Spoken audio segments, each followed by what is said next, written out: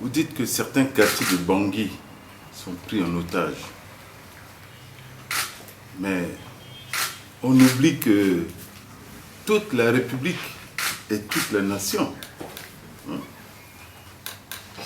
sont prises en otage. Nous sommes tous pris en otage. L'un de vous m'a posé la question de savoir si je suis libre. Vous et moi, nous sommes libres dans la mesure où ceux qui nous prennent en otage nous laissent nous mouvoir. Vous-même, il y a des endroits de la République que vous ne pouvez pas aller. Et ce n'est pas seulement le kilomètre 5. Nous nous focalisons trop sur la ville de Bangui. Nous avons l'ensemble de la nation, l'ensemble de la République. Aujourd'hui, j'ai reçu les notables de Boda pour discuter de la situation à Boda, qui est une situation extrêmement délicate, qu'il faut gérer rapidement. Vous avez certains quartiers de Bangui, vous avez le nord-est, avec des velléités sécessionnistes.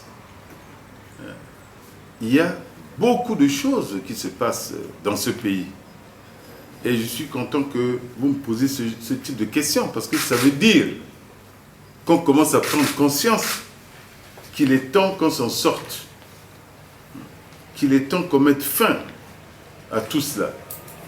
Beaucoup de zones encore dans Bangui où l'insécurité est toujours aiguë, où les gens ne ferment pas l'œil la nuit, même le jour. Mais je peux vous assurer aujourd'hui que tout le territoire de la République sera libéré.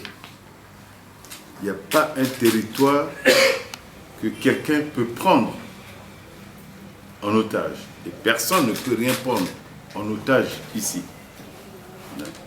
Le kilomètre 5 est pris en otage, mais peut-être que certains vont dire oui, nous on ne peut pas aller au kilomètre 5 parce que c'est un quartier musulman. Mais on oublie que depuis même qu'on a payé le salaire, beaucoup de nos compatriotes musulmans ne peuvent même pas se rendre au centre-ville pour toucher le salaire. Ce n'est pas seulement une partie de Bangui qui est prise en otage. Toute la République est prise en otage.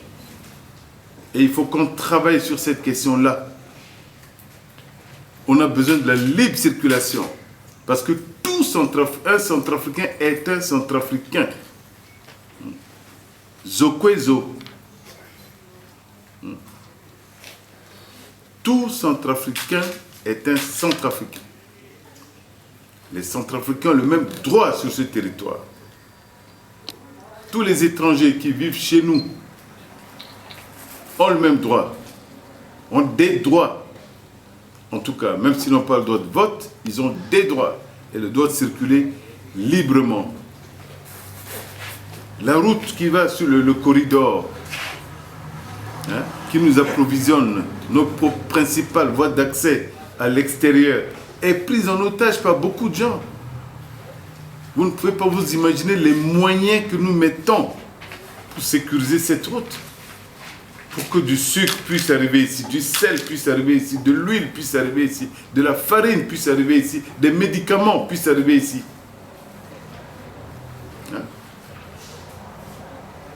C'est beaucoup de moyens qu'on aurait pu mettre ailleurs. Il est donc temps. Et le gouvernement, avec Sangaris et Miska, travaille sur ces questions-là, parce que nous avons fait de la question sécuritaire la priorité numéro 1. Nous ne pouvons pas faire autrement, de toute façon. Sans sécurité, on ne peut rien faire.